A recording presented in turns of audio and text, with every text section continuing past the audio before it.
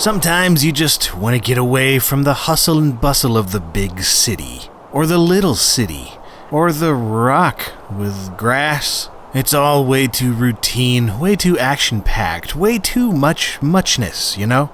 So you make a hot dog, thinking that will suffice, but no, it's just not enough. What you need is a change of pace. What you need is the tropics, and what do you know, you're in luck if you just fork over the cash. Yeah, it's The Sims 3 Island Paradise, the freaking 10th expansion pack to The Sims 3 and the second one to include vacation themes. But only sort of, so don't assume that this is just a rehash of a rehash, as it actually does quite a bit that's completely new to the Sims 3 franchise. Adventure, resorts, water skiing, scuba diving, sunburn, bug bites, sand in exactly the wrong crevices, and all the other things that make living on an island worthwhile. Island Paradise begins with a blue screen of loading, which is fine since at least it's not a blue screen of death, unless your death comes from drowning in the ocean, and in that case, dang it, blue screen of death it is. Once you reach the main menu, the main thing to do is use the menu to select the neighborhood or city you want to play. Island Paradise comes with a nifty new one called Isla Paradiso.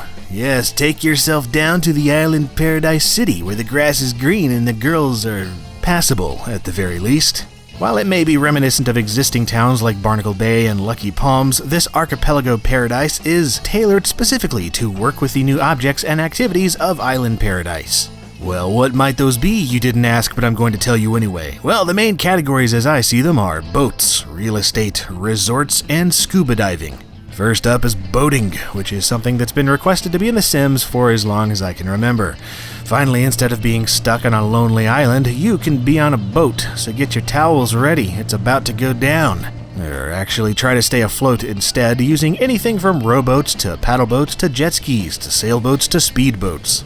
You also have boat taxis at your beck and call, and even the freaking delivery people have boats. They work almost exactly like cars, so yes, you can stick it in your pocket and it'll fit. Next is real estate, although oddly enough this actually ties into boats. Houseboats, to be precise. Just choose from any number of docks that have a houseboat slot and you can customize your own floating abode just as you would a regular house. Want to make it awesome with all the amenities of home but with 100% more seasickness? Go right ahead. Want to make it ridiculous? Creating a barge filled with nothing but chairs? Feel free, sitting fanatic. They work just like a boat too, so you can not only take them from dock to dock, but you can also take them out onto the ocean and never be homesick again. Just seasick. But chances are you don't want to just have a houseboat, you probably want a house as well.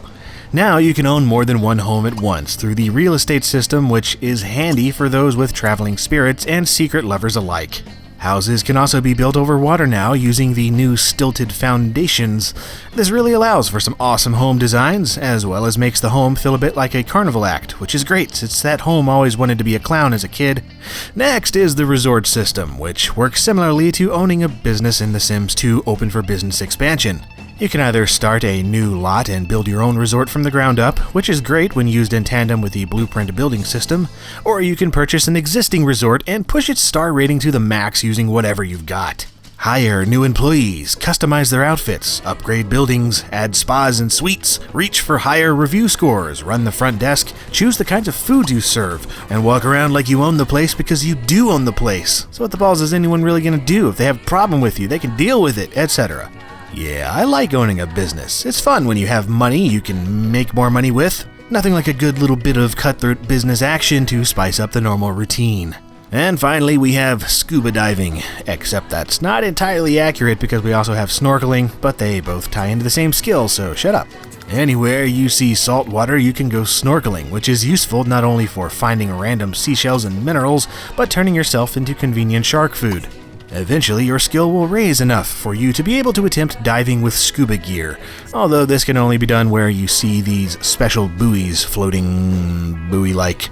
It's also worth noting that, officially at least, underwater and hidden areas like this are currently only available in this town of Isla Paradiso. But yeah, just go underwater and feel the flood begin, fingertips so gently on your skin. Collect fish, rocks, shells, and even treasure if you're lucky and skilled enough. You can also explore cave systems, and by explore, I mean send your sim inside and just don't stop believing that cool things are happening inside. Though you can also get it on inside the cave with a scuba diving partner, which is cool I suppose, though the logistics and particulars of how exactly that works intrigue the crap out of me. Gives a whole new meaning to the term wetsuit too, does it not? Just keep an eye on your oxygen, since Sims definitely need to be able to breathe in order to stay alive. Except when they don't, as is the case with the new creature/life state, the mermaid. Mer people, because what's a paradise without an evolutionary abomination that is traditionally associated with doom and peril? You can become a mermaid by ingesting mermatic kelp, and this not only gives you the ability to breathe underwater, but the requirement to be hydrated, much like plant sims. And of course, it also gives them a fishy bottom half, although only when they're in the water.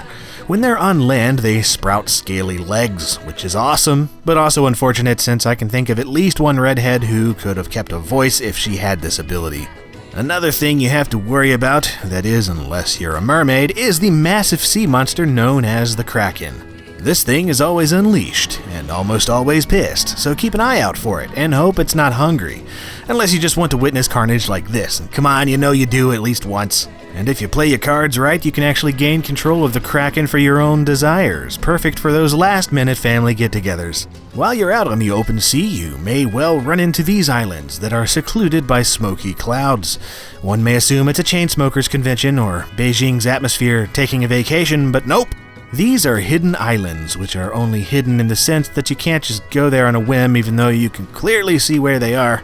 On your diving adventures, you'll eventually find map pieces and clues to these hidden islands. Gather enough information and it'll open up to you and become another piece of real estate free for you to build whatever you want to on it. There are some other random things of note included with this expansion, like the new lifeguard career. This works a bit like the careers from Ambitions in the sense that you are given certain times of day that you'll need to perform certain actions. You know, see a person drowning, go hand them a red thing. And by all means, enjoy that downtime because hey, it's a tropical island that basically gives you a free-for-all license to be a creeper. You also get a bunch of new items like water slides, poolside bars, some islandy decor, some Tom Hanks approved survival items in the limited edition, and yes, oh yes, more chairs. Thank goodness, I was beginning to think they forgot.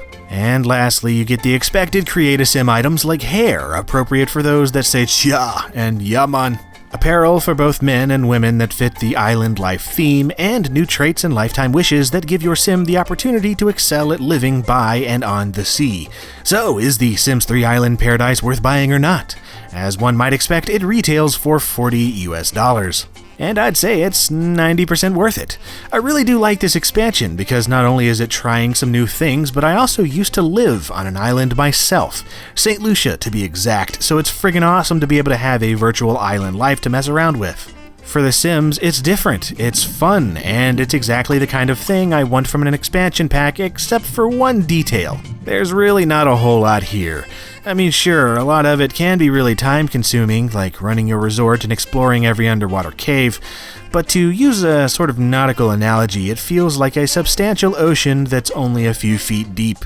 I ran out of new things to try only a few hours into this expansion, when more often than not it takes at least a dozen or so hours to try all the new big additions. Coming off of university life especially, this is just a noticeable thing to me, and it's a bit lacking in comparison to that. However, that is not to say it's bad by any means, and I would very much still recommend grabbing Island Paradise.